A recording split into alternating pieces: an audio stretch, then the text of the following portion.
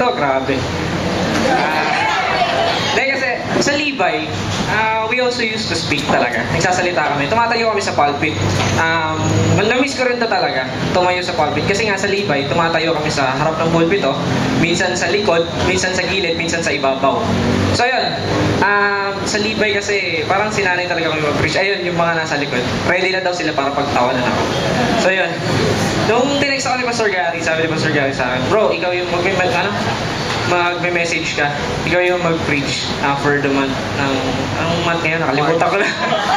March! Yun, March. E di nung nakita ko, papalapit na papalapit. Wala pa ako nagagawa outline. E di sabi ko, ala, paano to?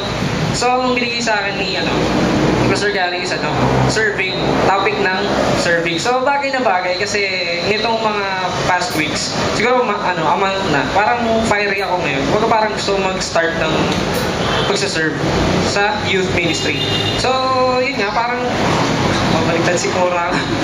So, yun, serving. So, for today, we will be discussing a very basic thing sa pagiging Kristiyano, ang mag-serve. Ang Christian service. So, sa Levi din kasi, merong nagtataka na lang sa'yo, merong Christian service na tinatawag. May mga hours doon na magsaserve ka lang. Magsaserve ka, maglilinis ka, Christian service. So, dito, nagsaserve tayo para sa Lord. Amen po ba doon? Amen. So, let's pray. Let's bow our heads. Lord, salamat po sa chance na tumayo sa harap nila, Lord. Lord, may I be a blessing for them. Lord, kung ano po yung sasabihin, Lord God, this is very practical, this is very basic. And Lord, kung alam na namin to, nawa, ipagpatuloy pa namin to. And Lord, kung tatamaan kami sa kung ano man yung sasabihin mo, Lord God, we pray na lumago kami doon sa pinapa-improve mo sa amin. Bakit kami nire-remind sa mga bagay nito? And Lord God, all of this is for you. This is for your glory. This is for your honor. To enthrone your name, Jesus. Amen. So, serving God. Serving God. Siguro merong why do we serve God? Bakit nga ba tayo nagsiserve sa Lord? Diba? Meron akong gustong i-emphasize. Let's open our Bibles in Acts 17, 24 to 25. Pusa natin yung Bible natin.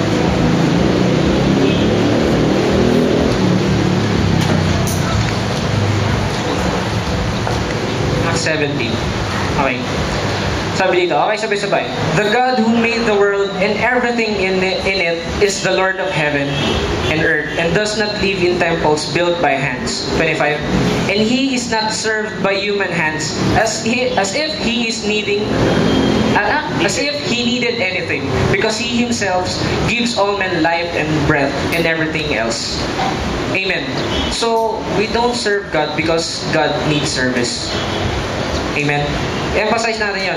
Hindi tayo nagsiserve sa Lord dahil kailangan niya tayo. Bakit tayo nagsiserve? Diba? Sabi dyan, sa Acts 17, 24 to 25, God is all sufficient. Siya yung nagbigay ng lahat. Diba? So, napakasarap alalahanin na kinreate ang mundo, huling-huli tayo. Last tayo sa priority. Ang sabi lang niya, kailangan ko nang mag-aalaga doon sa kinreate kong mundo. Amen? Amen po ba doon? So, ibig sabihin, God doesn't need us. Sabi na sa binabasa kong book, PDYM, God doesn't need a program in order for the youth ministry to work. He doesn't even need me. He doesn't even need you. Amen? So, yun. He doesn't need us. God is all sufficient. Kaya tayo nagsaserve. Talaga seryoso sila lahat. So, yun. So, why do we serve? We need God. Kailangan natin ng Diyos. Amen po ba doon? Sino dito nangangailangan ng Lord? Amen. Amen. Amen. Mas malakas pa. Amen. Amen. Amen. So, kasi nga, man was created to serve. Ang tao, kinreate tayo para alagaan yung earth, di ba? Para mag-serve para sa Kanya. So yun, man was created to serve. We are created for a purpose. Buksan po natin yung Bible natin sa Revelations 1, verse 6.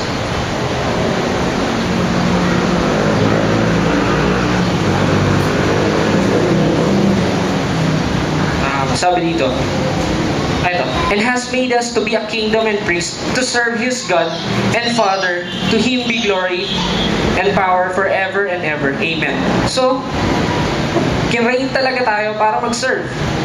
Amen. Design tayo for a purpose. So, sabi dito, humans are created to serve God. So, anybody who is not in godly service is in the wrong place. Kung hindi ka nagsaserve, wala ka sa lugar mo. Kasi God created us to serve. Amen. May tanong ako. Kung wala kaya tayo dito ngayong ganito, nasaan kaya tayo? Ano kaya ang ginagawa natin? Huwag nyo na sagutin. Di ba? So, ito.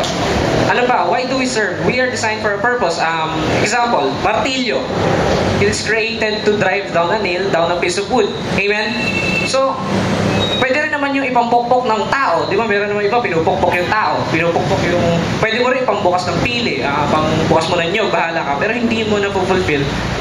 Hindi na-fulfill ng martilyo yung purpose niya. Yung martilyo, created siya to drive down a nail, down a piece of wood. Doon siya talaga. For carpentry. Amen. Pwede magkwento? Pwede magkwento? Pwede talaga. Seryoso kayo? Relax, bro. Relax. Inhale. Outhale. Okay. So, may dalawang camel. Yung camel na yun, magnanay sila. Ang sabi nung batang camel, Mom, can I ask you a question? Sabi nga gano'n. Sabi, ano yan?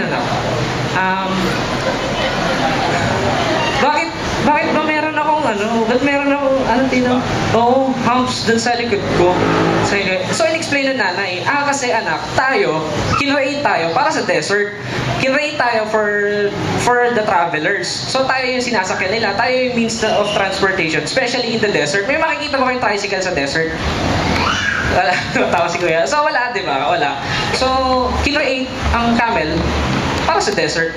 So, okay, Mom. Kasi, next question. Mom, I have another question. So, okay, ano yun, anak? Sabi ko rin. Bakit ang haba ng mga legs ko? Ang haba ng mga, kasi nga, anak, created tayo para sa mamuhay sa desert. So, pagka lumubog pala yung paa ng camel, at mataas pa rin yung knee niya yung tuhod niya dun sa buhangin, kaya niya pa rin iangat. Ikaw ba, pagka lubog, makakagalaw ka? Hindi, di ba? So, hindi. So, okay go. So, Mom, I have another question. Sabi nga nun, okay, ano yun? Nainis na yung nanay. Kasi sobrang haba nung eyelashes ko. Curly siya, nakakainis. I sometimes feel so awful about it. Sabi nga nun. Blood. So, ayun, I sometimes feel so awful about it. Sabi nga nun, nainis na yung nanay. Kasi nga, kinreate tayo para manirahan sa desert. Kung sa mga bandang north and south ng Earth, may tinatawag na mga parang snow, may avalanche na tinatawag. Sa desert, mayroong sandstorm. Amen? So, ibig sabihin, yun yung protector nila. Bakit? Ano yung point doon? Wala lang. Created tayo para sa isang certain thing. Amen? Amen mo ba lang? Natututo mo ba? Amen. Amen. Bakit? So, why do we also serve? Man finds fulfillment in serving God. Okay, try to remember a thing na sobra kang fulfilled. Diba? I bet, may pagpustahan ako, sunugan bahay, palit nanay. Yung pinakamasayang experience mo with God, yung pinakamasayang experience mo, pinakamasayang achievement mo is related in godly service. Amen? Amen? Ako naranasan ko yun sa Libay. Nung tinanggap ko, Lord, nung pumasok ako ng Libay, so, sila dito ligtas na. Hindi ko alam kung ano sasagot ko. Totoo talaga, hindi ko alam ano ba. Kasi dapat sure kayo, paano mo masisigurado? Hindi ko alam kung saan ako pupunta. Doon ko lang naunawa na, makuligtas pala ako. Di halata. So, yun. We serve the Lord because it gives us the highest fulfillment. Try to remember, yun nga. So, kasi nga, okay, tayong mga tao, pag wala tayo sa godly service, we are in the wrong place. Sino dito yung naranasan na mawala sa ministry? Ako lang. So, ayan. Ano yung nararamdaman nyo? Empty. May nararamdaman yung emptiness. Bakit? God created your heart na merong God-sized vacuum. Pag sinabing vacuum, empty space na walang hangin that only God can fulfill. So, once na ikaw, bumalik ka sa ministry, kahit saan church pa yan, once na nagsaserve ka, kumpleto ka. Amen po ba doon? So, ang Lord lang makakapagpakompleto sa'yo. Amen? Palakpakan po natin ang Lord doon. Amen. So, why do we serve? We also get rewards. Meron tayong nakukuha ang rewards sa Lord. Okay. Meron tayong nakukuha first, pag umattend ka ng church, syempre meron kang godly environment. Meron kang nagiging mga Kristiyano kaibigan. Di ba? Dati hindi naman ako ganito eh. Nakilala ko si Pastor nagaganito ako eh. Pastor Jerome. Sila. Godly environment. Sila, Kuya Mark, may mga ganito palang tao. Hindi pala nung kagaya nung high school ako. Puro kabalbalan yung alam kong gawin. Di ba? So yan, godly environment. Secondly, sa family mo. Once na ikaw, yung dati mong nanay na nangungunang tinutulog sa akin, ako, alam ko na yan, ganyan. At church na yan. Parang may naalala ako. Kikwento ko pa ba? So yan, yung kapatid ko, nahuli, caught red-handed. Huling-huli. Huwag ko na sabihin ko hindi yung kapatid nyo. Hindi si Justin yun. Di huling-huli. Di tatay ko, ikaw ba totoo pag ginawa mo yun? Tanong kay Justin. Sabi ni Justin, hindi po. Hindi naman pala, wala tayong magagawa. Ganun lang. Ikaw bukas, hindi ka mag-church. Akin na yung pera mo. Ganon. Dati ganon yung tatay ko ngayon. Si Papa, nagugulat ako, uwi ako, umiiyak, nakikinig ng preaching ni Ed Lapis.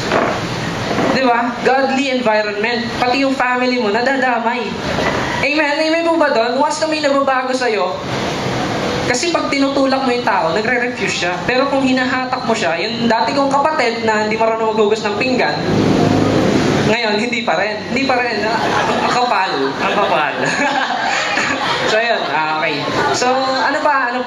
Diba? Pag na-evangelize natin, pag nagsaserve tayo, wala tayong binibigay sa Lord. Tayo yung nagbe-benefit. Amen? Amen? Amen? Amen. Tayo yung nagbe-benefit pag na-evangelize natin sila. So, reward pa. Diba? Kaya wala tayong maibibigay na credit sa Lord. Laging siya ng siya. Ano yung sinabi niya kay Moses? Sino nakakaalam? Ano sinabi niya kay Moses? Sabi niya kay Moses, I am. And the word I am has full of meanings. I am. It is a sense of being.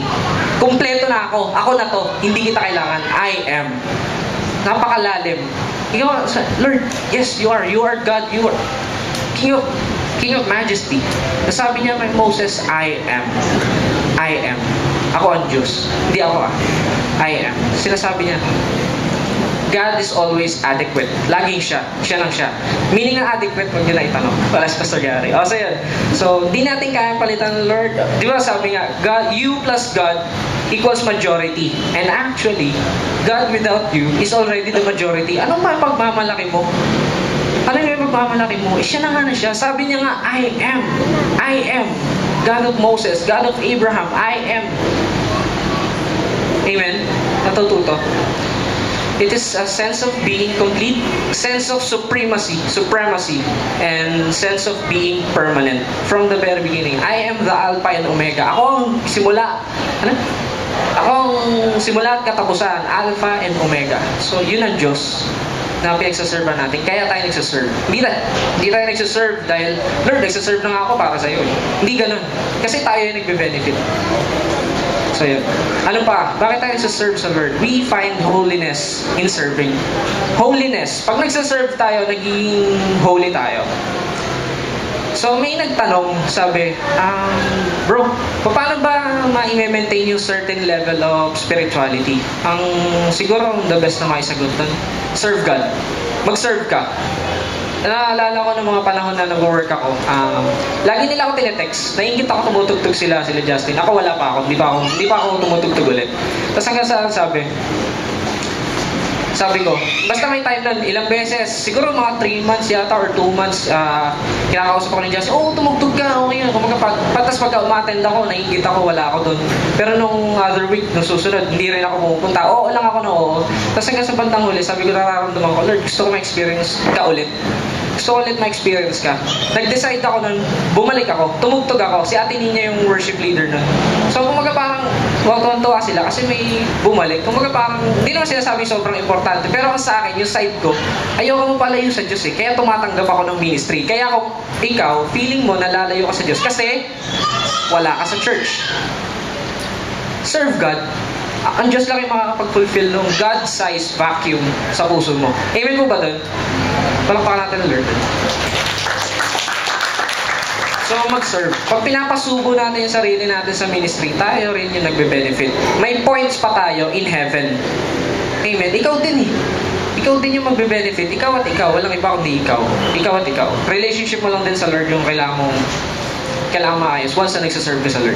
So, may isang part sabi dito. Yung iba, nagsaserve nga sila, pero wala naman sa loob nila. In the absence of any other higher reason, mas mabuti yun. Tagalogin ko ba? Kung meron pang ibang dahilan na mas mataas doon at wala naman yung dahilan na yun, mas okay na nagsaserve ka, na pilit ka. Hindi parang hypocrisy naman yun, napaka-hypocrite ka naman. Pero okay na yun, at least nagsaserve. Kesa naman yung truthful ka, puro wrong naman yung ginagawa mo. Amen? Kesa naman yung truthful ka, honest ka nga, truthful ka, pero free ka naman gumawa ng sin. Kasi nga, truthful ka sa sarili mo eh. So, mas mabuti pa yung napipilitan. Yung ayaw at gusto rin naman, sa una, napipilitan. Sa pangalawa, mechanical na. Then, ang susunod, mahal na yung ginagawa. May pagbabago. Amen? So, holiness. Another thing naman na nakukuha natin pag nagsaserve tayo sa Lord. When we serve God, we leave no more space for the evil one. Sabi mo sa katabi mo, evil. Sabi mo sa katabi mo, evil. Ayan, evil. So, tama na. So, habang gumagawa tayo ng tama, napapagod tayo. At pag napapagod tayo, nakakatulog tayo. At ang taong natutulog, hindi na nakakagawa ng kasalanan. Hindi na kailanman nagkakasala pa. Amen? Pag napagod tayo doing the ministry, si Jerlyn kahapon, kita-kita ko pagod na pagod. Sabi ko, Jerlyn, tumataba yung eye bags mo. So, parang, wala ka ng time for sin. Kesa naman yung mga taong napakaraming time nila, napakaraming leisure time. Okay, sige, enjoy. Napakarami nilang chance para magkasala. So, be in the ministry. Igagaw ko pa. So, yun. Okay, ito When you are in the right place, things go right. But when you are in the wrong place, your right place is empty. Your right place is empty. So, ibig sabihin, okay, logic may bawa ako. Nasa right place ako. So, things go right. Amen? Pero halimbawa, itong taong to, wala siya sa right place niya, somebody else will be forced to take his place na dapat ay nasa kanya. So, dalawa na kayong wala sa right place. Chain reaction. Bakit wala sa tono yung mga kumakanta? Paano lahat ng magaganda boses hindi kumakanta? Nakaupo. Diba? Bakit gano'n? Wala sa tono. Wala sa tono yung kumakanta. Paano nga kasi? Wala ka sa right place mo. Wala ka sa right place mo, chain reaction. Diba? So, ano pa? So, yun nga, kahit, mas hindi bukal sa sarili mo, mas dapat na mag-serve. Diba? Parang prayer lang yan eh. Pag ayaw mo mag-pray, mas dapat mo mag-pray. Tama po ba yung mason? Amen. Amen po dun. So, pag ayaw mo mag-pray, mas dapat ka mag-pray. Diba? So, balik tayo dun sa part na napapagod. Siyempre, pagka gumawa ng ministry, kilala si Elijah. Siya yung pinatulog ng Diyos, diba? Napagod siya eh. After niyang labanan yung mga Baal. Diba? Napagod siya nun. Ayan? Nagano siya, basta napagod siya ang story dun sa Bible na yun, napagod siya hanggang sa pinatulog siya ng angel. Kumaga parang doing the ministry na bilang prophet ng Lord,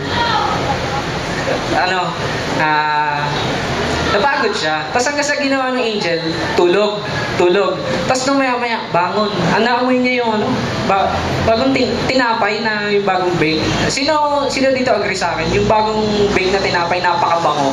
Kahit pandesal lang yan, pande malunggay. Okay lang yan, di ba? Sobrang bango, di ba? Tapos pinainom ng tubig. After yung minom ng tubig, tulog ulit. Tapos maya-maya, bangon, pinakain ulit, isang pitchel ng tubig na naman, ginigising siya ng angel. Tapos after nun, ano nangyari kay Elijah? Naglakbay ng ilang araw. So, ibig sabihin, ang Lord mismo yung magre-recharge sa'yo once na you are in the ministry. Once na napapagod ka, wala ka ng chance for sin, tapos, ang Lord pa yung nagbibigay ng chance sa'yo para maging di ba? Para lumakas ka ulit. So, amen. Kung ayaw mag-serve, Kung may isang tao na ayaw mag-serve, something is very, very, very wrong. Kasi you are created to serve. Created to serve ka eh. Hindi naman po pwedeng, ay, punta ka dito, kanta ka. Oo, sige, ikaw naman si Oo. Maya. Ito na, practice na, wala. Totoo ba talaga? I-search mo yung sarili mo. Totoo ba talaga na ayaw ko lang? Ayaw ko lang ba talaga? Pero hindi eh. Kasi created ka to serve. Diba? Hindi naman pwedeng basta ayaw mo lang. O baka naman yung boyfriend mo, hindi mo kasi kasama sa church. O kaya yung girlfriend mo, hindi mo kasama, nag-away kayo. Mga ganun. May mga reasons, diba? So, wag na tayong magpaano. Mas mabuti pang mapilitan na lang. Hanggang sa bandang huli, minamahal mo na rin pala yung ginagawa mo. Pag dapat gawin, gawin. Do not let Satan win. 2,000 years ago, hindi na talaga mananalo pa si Satan sa Lord. God is the majority. Amen. So, wag na nating bilhin yung mga gimmick ni Satan. Diba? For the reasons, okay, hanapin mo yung mga reasons kung ano yung nagpapacomplicate ng sitwasyon mo kung bakit tayo mag-serve. Dahil supposed to be, nagsaserve ka. Amen? So next, bakit pa tayo magsaserve? Because God served us first. Siya yung unang nag-serve sa atin. The least that we can do is serve Him. Siya yung unang nag-serve. Anong ginawa niya sa krus ng Kalbaryo? Anong ginawa sa dugo ng anak niya? Para saan? Bakit siya namatay? Para sa atin. God served us first. The least that we can do is serve Him. So pag ayaw mo sa ministry, mahiya ka. Pinaghahawa ka ng ministry, ayaw mo hawakan, mahiya ka naman. Si Jesus namatay para sa iyo, si Jesus namatay para sa atin. This is very basic. Very basic. Sa paglago natin, kailangan nating mag-serve. Kailangan natin mag-serve. Okay, we don't do God a favor. Kagaya na nabanggit ko kanina, we are doing ourselves a favor. Sino ba yung aakyat ng langit pag nag-serve sa Lord? Although hindi tayo pupunta sa langit dahil sa mabubuti nating gawa. Diba? So, sino ba yung nagkakaroon ng points in heaven? Tayo rin, di ba? Tayo rin, ikaw din. Kung if you're sa mga simpleng bagay, you're making a difference, di ba? Nagiging blessing ka sa iba. Points mo yun in heaven. Pagdating mo dun sa langit, meron kang crown. May crown ka pa ba? May crown pala ako dun. Bakit? Kasi yun yung ginawa mo.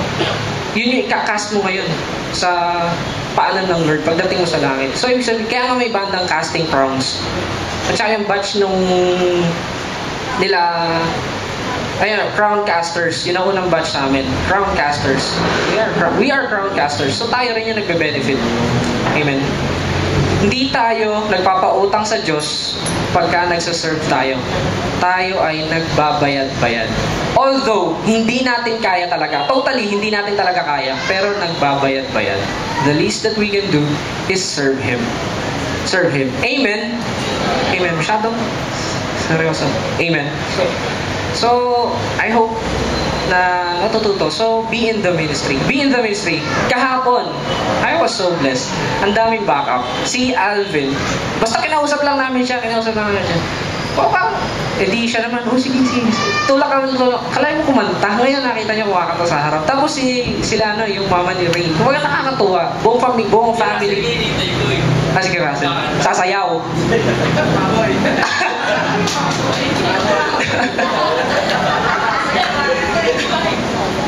So yun, nakakatuwa kasi you are in the ministry. Ano yung nabe-benefit mo pag nasa ministry ka? Godly environment. Kasama mo yung kapwa mo, Kristiyano. Ano mo sa... Okay, to tell you the truth, supposed to be may pasok po ako kahapon.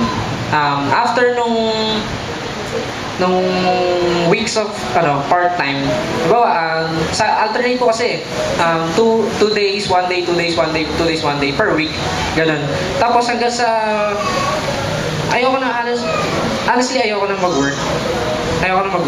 Gusto ko maging businessman. Gusto ko yung ako yung may hawak sa oras ko. Gusto ko ako yung nasusunod. At gusto ko nasa church ako. Okay, so ganito. Pupunta kami ni Justin dito by faith. By faith ko, parang pumunta dito, diretso na natulog. Bakit? Kung ano yung reason? So, tanong niya na lang sa akin mamaya. So, ayoko na talaga. Kasi, kumbaga para sa nerd ayoko ipagpalit na may pasok ako. Kahit ba, bigla akong tinext, tinawagan. Bro, ang taas ng points mo. Lampas-lampasan ko sa kota every time na papasok ka. Kasama ka na sa full time. Full time na ako. Hindi ko pa sinasabi kay mama ko, sub-TL na ako. Pero ayokong pumasok. Kasi ang faith ko, ang Lord yung magpo-provide. Yun yung faith ko. Doon, ang Lord yung magpo-provide ng mga pangangailangan namin. So, amen. So, tayo rin yung nagbe-benefit talaga. Yung iba nagre-reklamo pa. Nagsaserve tapos, Lord, nagsaserve na nga ako, tapos ganyan pa, ganito pa. Bakit? Buti nga nagsaserve tayo. Buti pa nga nagsaserve tayo. So, amen. Okay. So, next. In what occasions do we serve God? We serve God in spite of 10 reasons. So, itong sermon na to, hindi siya 3 points na may mga sub-points, hindi siya ganun. So, in spite of 10 reasons. In spite ha, in spite. Pag sinabing in spite, sa kabila. In spite of, sa kabila ng. Tama? So, number 1, a no or a wait answer to our prayers. Lord, ano ba yan? Ba't ang tagal-tagal? 2 weeks na po ako nagpe-pray ng boyfriend. Tapos, ngayon, iba na katabi niya ngayon. Ba't naman ganyan? God is always right. When God says no, it is the best. When God says yes, it is the best. Hindi naman pwede na bigla-bigla tama ka at mali ang Diyos. Never. Never na nangyari yun. Amen? Amen mo ba? So, we serve God. Kumbaga, Lord, ang tagal-tagal ko na nagpe-pray, ang tagal-tagal ko na nagpe-pray para sa isang bagay na ito, ba't di mo binibigay? Hindi na ako magsaserve. Diba? Balik tayo sa kanina. Wala kami pagmamalaki sa Diyos. He doesn't even need you. Diba? Tayo yung nagbe-benefit. So, mabuti pang magsaserve. We serve God in spite of a no or a wait answer to our prayers. Okay. God is always right. Diba? When you do not agree with God, you doubt your scholarship. You doubt your faith. You doubt your intellect. Pag naipagtalo ka sa Diyos, parang kine-question mo na yung faith mo. Amen? May pananampalataya ka, bakit naipagtalo ka sa akin? Di ba sabi, trust me, trust God. Trust me.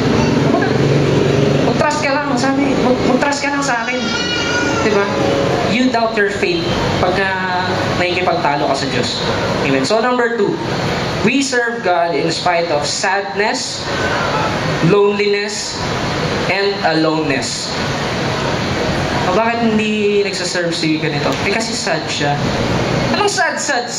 Mag-serve. Kasi lonely. Bakit hindi kumakanta siya? Kasi lonely po siya. Lonely ka pala, hindi lalo ka mag-serve. Mas kailangan mo ng Diyos. Kasi ano po, alone ka pala, kailangan mo ng kasama, kailangan mo ng Diyos. Mag-serve. Diba? In fact, okay, dito sa part na to, in fact, you serve God dahil lonely ka, dahil alone ka, mas kailangan mo ng Diyos. Dito sa part na to, pwede mong i-accept, we serve God because we are sad. Dahil sad ako, kailangan ko ng Lord eh. Alam mo sa sarili mo na mas kailangan mo siya. Amen? So, number 3, we serve God in spite of want or poverty. So, marami dito sa Pilipinas ang naghihirap talaga. Pero, supposed to be, nagsaserve talaga. Dahil bakit? When you follow things, you will run out of things. But if you follow God, things will run after you. Yun yung susunod sa'yo. Yung mga bagay dito. Amen? Amen. So, trust in the Lord with all your heart, di ba? Sabi pa, Matthew 6:33, seek ye first the kingdom of God, and all these things shall be added unto you. Ano ba yung verse na yun? Binabasa lang ba natin yun? Kailangan kong kumayod eh. Kaya ano, ako supposed to be, may pasok ako ngayon. Tinext na naman ako ng TL ko kanina. Papasok ka ba? Sabi ko hindi. So, in spite of a want or poverty, sabi pa, kasi wala akong pera, kaya hindi ako makapag-serve. So, ibig mo sabihin, yun lang may mga pera ang nagsaserve, o may karapatang mag-serve. Tama ba yun? Hindi, diba? So, ibig sabihin, pag-serve. Lalo't may kailangan ka, serve God. Pero hindi ka nagsaserve dahil lang gusto mo makuha yung kailangan mo na yun. Nagsaserve ka kasi ikaw din yung magbe-benefit. Nandun yung faith mo na someday, ibibigay sa'yo yun. Yung no answer, magiging yes. Yung wait answer, magiging yes para sa'yo. And it is always the best. Amen? So, number 4. Disappointment and failure. Ako, nadi-disappoint din naman ako. So, kadalasan in ministry, syempre kanina pa ba mali-disappoint doon pa sa gasoline boy ng nasa labas? Syempre hindi. Sa pastor mo, sa co-workers mo, sa mga volunteers, sa mga mentor. But that should not stop you from serving Him. Ang Lord din naman na-disappoint. Tama. Saan siya na-disappoint? Doon sa 12 disipulo. 12 disciples. Doon siya na-disappoint. Na-disappoint din siya sa mga apostles. Tama. Na-disappoint din siya sa mga pinagaling niya. Sa mga taong bayan. Huminto ba siya? Hindi. Ilan yung bumalik na pinagaling? Isa. Ilan siya na-disappoint? Sa siyam. Diba? So, ibig sabihin, hindi tayo dapat mag-stop. Kasi si Jesus mismo, hindi siya nag-stop. Na-disappoint siya. Na-disappoint din siya. Hindi lang ikaw ang na-disappoint.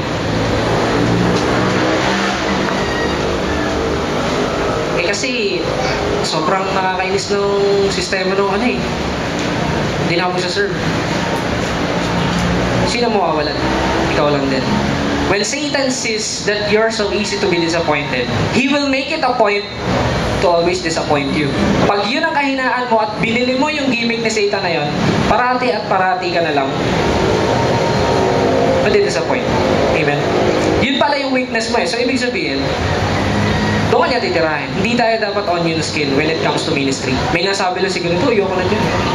May nasabi lang nakikigalit ka na rin sa Porque galit ka, sasabihin mo sa kabila, galit ka din. Tuloy yung sinabihan mo, galit na din dun sa Hindi, wala naman sila pinagawayan. So, ibig sabihin, huwag tayong onion skin. Huwag tayo nadi-disappoint. Much better na mag-serve na lang tayo na mag-serve. Okay. Yung iba nananakot pa. Sige, aalis ako. Sa kulto na ako. Ano. That should... So, mga simpleng disappointment, hindi dapat tayo nagpapapigil para mag-serve sa Lord. Yun eh. Huwag ka magpapapigil. Huwag. Alam nyo ba, noong mga panahon dati, New Testament, yung church, alam nyo ba, namatay yung mga disciples, namatay ang mga apostles, tuloy-tuloy ang church, kaya may church din ngayon. So, ibig sabihin, yung absence mo, yung absence ng kahit na sino, hindi yun ang magiging dahilan para huminto ang church. Tuloy-tuloy ang church. God doesn't even need you in order to work. Hindi ka niya kailangan. So, the least that we can do is serve Him. Ulit-ulit na ako. So, yun. Number 5. We serve God in spite of sickness and disability. Sa mga magulang madalas to. May sakit yung mga anak nila. Hindi na sila magsaserve. Linggo, hindi na sila magsaserve. May sakit yung abay, magsimba kayo ng magsimba nang matanggalan lagnat niyan. Mag-serve kayo na matanggalan lagnat. Liban na lang kung inaagaw na kayo ni kamatayan at ang lagnat nyo ay 50, sa ospital kayo pumunta. Diba? Pero syempre, mag-serve. Naalala ko si Pastor Jerome naglululundag dito. Nandun ako sa dulo. Sabi niya, victory yun eh. Victory, hindi nakalimutan ko na. Sabi niya, nagtatatalon ako dito. Sumisigaw ako dito. Hallelujah. Pero yung anak ko, si Cham, naka-dextrose. Commitment. Huwag kang magpapapigil. Lalo mo pang ibigay yung sarili mo sa Diyos, lalo may problema ka. In spite of sickness and disability. Satan should fail. Satan should fail. Kung yun ang weakness mo, doon ka niya i-a-attack. Amen. So, dapat magtiis in spite of sickness. Hindi porke masakit ang balakang, masakit ang baywang, lahat ng masakit. Hindi dapat magpapigil. Diba? Iba rin naman. Magtiis. Masakit ang ulo. Hindi naman yung ulo yung gagamitin mo para maglakad eh. Tama. So, di ba? Hindi. Aba, huwag niyo sayangin yung oras ko. Nandito tayo para matuto. Nandito tayo para i-improve. Di ba? Pag na-disappoint kayo, Hello. Kumusta naman ang score natin? Baka iba na naman ang ini-scorean nyo. Uy bro, ikaw ganyan ka. Naalala ko si Jerry. Ipipreach si Pastor Gary. Nagsalita ba naman tungkol sa adultery? Bigla ba naman akong ginanyan? Nakatingin sa akin. Feeling ko tuloy lahat ng mga nasa likod nakatingin sa akin. Siguro yun. Kumaga, sarili natin ang iskoran natin. Huwag natin iskoran yung iba. Ikaw ganyan ka. Sarili natin. Kung may tinatamaan, Lord, para sa akin ba talaga to? Lord, thank you, nire-remind mo ko. Ganon dapat, yun ang Kristiyano. Amen? Amen. So, in spite of sickness, kasi pag nahihirapan tayo, ayaw na natin eh. Bakit? Sa palagay niyo ba, madali magbuhat ng krus? Sa palagay niyo ba, madali yung tinusukan ng yung crown, yung tinik? Sa palagay niyo din ba, masarap mapako sa krus? So pag nahihirapan, lalo mag-serve. Hindi dapat tumigil. Amen? Pag nahihirapan na tayo, alalahanin natin yung kalbaryo ng Lord sa cross. Alalahanin natin yun. Hindi naman ganito, hindi naman siya tumigil eh. Nung nagka-dislocate na yung mga joints niya, kung ano na ginawa sa kanya, halos dry na siya dahil lahat ng dugo niya lumabas na. Sinabi niya ba, ayaw ka na. Sinabi ba, pwede naman. Pero hindi niya ginawa. Diba? Nag-serve siya para sa atin. He first served us. Amen. So, number 6. So, kumusta na po ang score natin? Sarili natin yung score natin. Huwag natin score niya iba. Amen. So, number 6. We serve God in spite of questions, confusions, and dissatisfactions. Laging meron yan eh. Laging may dissatisfaction. Ano ba yan? Expected ko ganito kaganda. Hindi ka na-satisfy.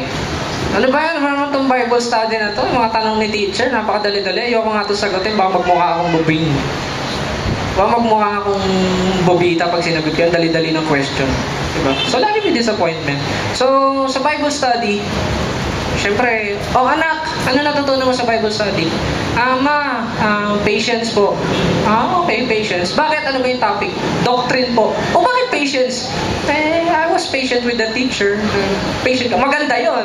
Amen? Maganda yon. Patience. Diba? Patience yung natutunan, pero doctrine yung topic. Be patient. Lagi may dissatisfaction. Amen? Sometimes you will also learn forgiveness. Paano? Yung mga tipong, do you sure? Recorded tayo. Do you sure ni Pastor Gary? Mga ganun, di ba? Pino-forgive mo yun. There's no, walang big deal. Hindi big deal yun. It's not a big deal. Diba? Importante eh.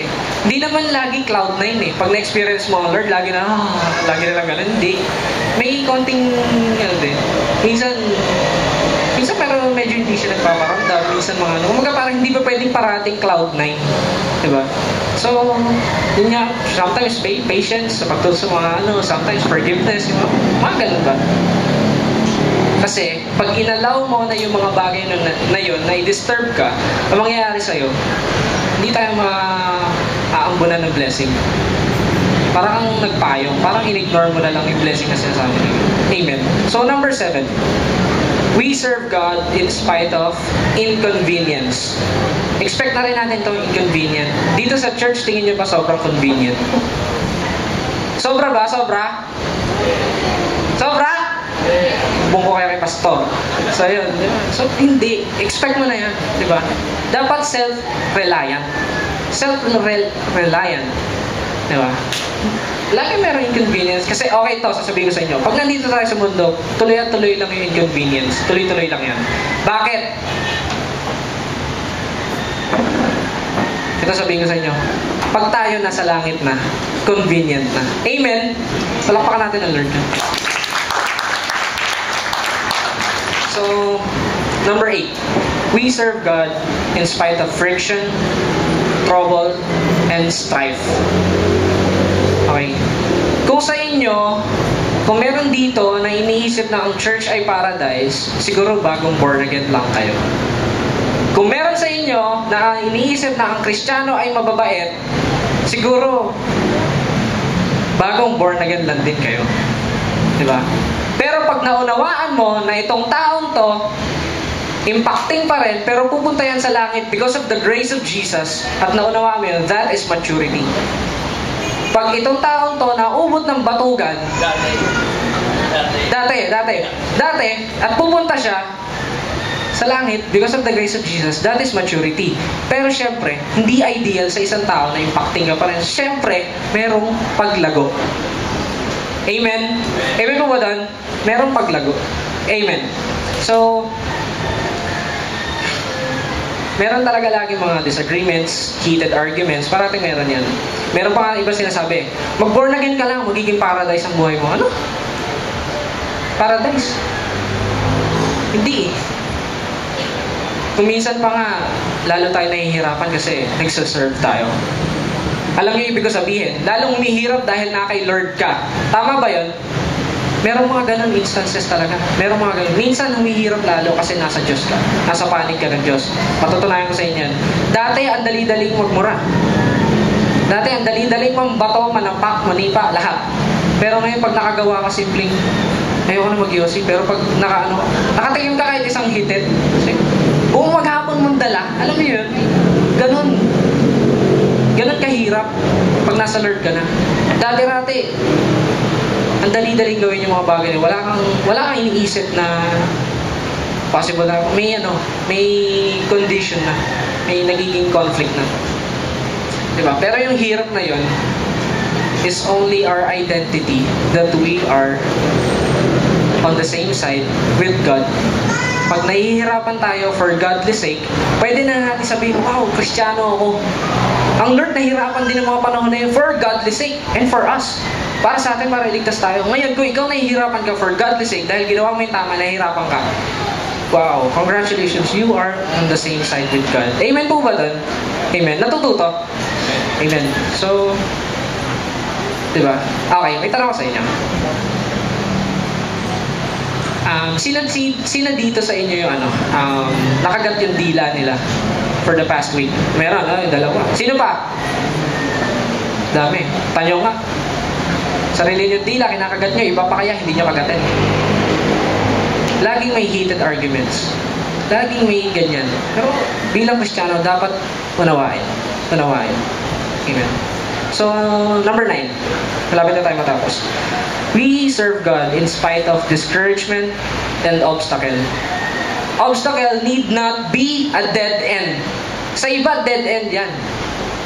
O bakit hindi ka tumutugtog? Pastor, sira yung organ. Bakit hindi mo pagawa? Hindi ka bumili ng organ. Siyempre, di ba? Bakit hindi mo ipagawa? Di ba? Kumbaga, gumawa ka ng paraan. Naalala ko. Walang string. Nagpapambili ko rin. Naalala ko. Sabi ganito. May gitara doon dati sa sira yung bag. Sabi, Pastor, benta nyo to. Bakit ganito to? Sa church to, ba't sira? Pastor, ganyan na talaga. Gawan nyo ng paraan. Sinigawan ako gano'n. Yung palag ko to, yung may nitaulo. Hindi, yung mga parang gawan mo ng paraan. Amen? Nakakainis talaga yung mga gayo. Okay, sa kwerdas. Bakit di ka tumutugtog? Sira yung string eh. Bumili ka. Aray ko. Parang, di ba? Even ako, tinatamaan ako dito. Nakakainis kasi yung mga taong ganun. Walang kapara-paraan. Wala man lang ginagawang paraan para sa... Kumaga, andyan naman si Kuya Alan. Ba't di mo iabot yung wire mo? Ba't... Ano ba? Grow up. Parang bata pag sirayan, sirayan laruan ko, papagawa mo sa iba. Huwag ka maglaro kung sirayan o kaya gawa mo ng paraan. Amen? So, nandito tayo para lumago, para matuto. Amen? Napakababaw ng commitment.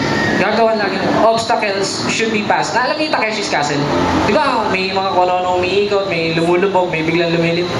Pero kailangan mo, di ba, gigilid ka, lulusong ka, lalangoy ka sa ilalim, o tatawid ka, lalambitin ka, gagawin mo lahat. Para So, obstacles should not be a dead end. Problems are to be solved. Amen. So, may church pa nga. Sabi ko, ba't di ko na nagpa-practice? Pastor, walang mic. Di paggawa mo yung mic, bumili ka ng mic, mag-miracle ka, manganak ka ng mic, di mo ganun. Gawa ng paraan. Huwag iasa sa iba. Kasi nakakainis yung mga ganun tao. Sa akin, personally, naiinis talaga ako. Yung tipong, kailangan pag nagsaserve siya, kailangan may kasunod pang 3 o 5 para pagsilbihan siya. At yung mga ganun, napakalakas magpababa ng spirito ng iba. Diba? Yung tipong, eto po, uncle ko, Jem! Natawag ko, Jem! Hindi ako naman lalapit. Pagod po sa akin yung ashtray. Pagtingin ko ng ashtray, katabi niya lang yung ashtray. Jem! Justin! Patay mo electric fan. Andun lang yung electric fan, katabi niya lang. Tatawagin pa ako sa kabilang bahay. Ganun. May ganun ako dito. So, yun. Be a goal-getter. Grow up. Ano ba naman? Grow up. Tawalan ito. Sinabi ko. Ano ka na, di ba? Ano? Mag-improve ka ng konti. Diba? Mag-serve tayo. At kasi pag nahihirapan tayo, we are on the same side with God. Especially pag nahihirapan tayo for godliness sake. So last, we serve God in spite of loss. In spite of loss. Diba? We grieve the loss, but don't make it too long. Normal yan. Namamatay tayo, namamatay ang tao. We grieve the loss. Lord, kasi namatay ang kamag-anak ko, hindi mo na ako magsaserve ng 10 months. Ano? 10 months? Ano pang... Diba? So, ibig sabihin, mag-serve, don't make it too long. Diba? Kaya nga tayo ini-evangelize natin yung mga family natin para someday, alam mo makakasama sila. Amen. So, we serve God in spite of these 10 things. Although maraming in spite, nagsaserve tayo para doon. Pero pag nagsaserve tayo, doon tayo kumukuha ng sagot sa mga tanong natin. Once we are serving, doon tayo kumukuha ng lakas sa Lord. Kung totoo ang Lord ang kinukuha mo ng lakas, mag-serve ka. Be in the ministry. Be in the ministry. Kailangan namin yung para sa youth. Kailangan namin commitment. Kailangan natin ng ganito. Ano ba naman tong bulletin board na to? Paano wala nagko-commit para ayusin? Yung mga ganun. Be in the ministry. Tumulong ka para sa ikagaganda ng church. So, service is a duty. Lord, 10 years na ako nagsaserve. Ano mo bang reward ko? Yun! 10 years ka nagserve. Amen? Kung hindi ka kaya nagserve, ano kaya ginagawa mo for the past 10 years? Kung hindi ka kaya napunta sa church at nagserve, ano kaya ginawa mo? Lord, 10 years na akong Christian. Ano bang gift ko? Yun din. Salamat nga tayo, naging Kristiyano tayo. Amen? Kung wala kaya tayo dito ngayon, ano kaya ginawa natin? Kung hindi kaya Kristiyano sa atin yung iba dito, ano kaya ginagawa? Siguro, possible, nalulong na sa drugs, iba nakakulong, iba sira ang buhay, yung iba naibenta na yung Malacanang Palace, naibenta na yung Quiapo Church. Ano kaya? Kung di lang tayo niligtas ng Lord, napakabuti ng Lord. Amen? Pwede mo ba natin palakpakan ng Lord doon? Yun lang na nasa tamang lugar tayo. Yun na yung reward natin. We are in the right place, serving Him. Yun lang reward na. Ikaw pa yung nagbibigay ng points mo in heaven. Sabi sa Deuteronomy 6:4.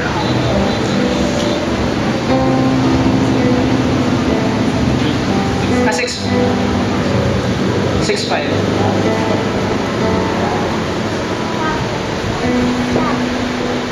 Okay. Love the Lord your God with all your heart and with all your soul, with all your mind. Which is nakalagay din yan sa Matthew. Amen. That is the greatest commandment. Love the Lord your God. Greatest commandment. Love your neighbor as you love yourself. That is the greatest commandment. Serve Him. Serve Him. Diba? 2 Samuel 24:24. Naiinsulto ang Diyos pagka binibigyan niya tayo ng mga offering na walang kwenta. May iba kakanta. Kakanta po ako. Huwag niyo na po pakinggan yung boses ko. Pakinggan niyo na lang po yung words. Ay, huwag ka na kumanta, kaartehan na lang yan. Kung hindi mo kaya kumanta ng sobrang ganda para sa Lord, kung hindi mo ibibigay yung the best mo, huwag kang kumanta. Pero wala namang boses tiyanak o boses ipis sa Diyos eh. Kung yun naman pa yung the best mo eh. Amen? Amen? Sa nanay natin, pag nagbibigay tayo ng, anak, wala akong pera eh. Kailangan natin ng ganito, kailangan natin ngayon, wala akong pera. Oh, nay, ito 5 pesos. 5 pesos. Nanay, yan eh. Dapat ang binibigay mo dyan yung Trinity. What more for the Lord, di ba? What more for the Lord? Amen? Amen mo ba doon? Sabi dyan, But the king replied to Araunah, "No, I insist." Ang king, si King David, ang story kasi niyan, parang hindi na siya pinagbabayad. So, ang sabi, "No, I insist on paying you for it." Sabi niya, "I will not sacrifice to the Lord my God burnt offerings that cost me nothing." Offer to the Lord anything that cost you everything. Mag-offer ka ng the best para sa Lord. Kahit hindi sobrang ganda ko, yun na yung maibubuhos mo. Gawin mo. Amen. Siyempre, kung para sa Lord talaga, quality services, best services, with your best resources, best tools, best efforts, para sa quality ng magiging pagsaserve mo para sa Lord. It's all about your heart na nagsaserve. It's our hearts na nagsaserve. Amen po ba doon? So dito sa mga 10 reasons na to, possible na may nasaktan, may tinamaan. Even ako, di ba? Hindi ko nilalagay yung sarili ko sa safe side. Kasi, parehas tayo natututo. Ako rin, nakakagawa din ako ng mga kasalanan, pero punuin mo yung sarili mo in fields of ministry. Kasi, nandun yung fulfillment. Para saan pa yung grace? Amen? The more we hear, the more we became responsible. So, take an action. Give your best shot for God. Kahit hindi siya sobrang ganda, basta yun yung best. Yun yung nasa heart mo. Yun yung binigay mo fully to the Lord. Yun yung pinaka-the best. Let's pray. Lord, salamat po sa umaga na to. Lord, salamat sa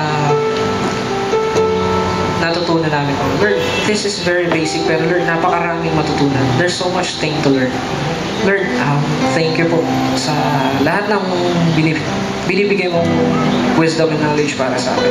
Lord God, kung ano man yung narinig namin, we hope na ma-apply namin to. And kung na-apply na namin to, we hope, Lord God, na lalo pa itong lumalim, lalo pang maging mas matindi ang devotion namin in doing these things. Lord God, bilang nagsalita dito, this is for belonging, Lord. Maraming po salamat. Thank you for the chance na tumayo ako sa harap. Lord, maraming po salamat. In Jesus' mighty name. Amen.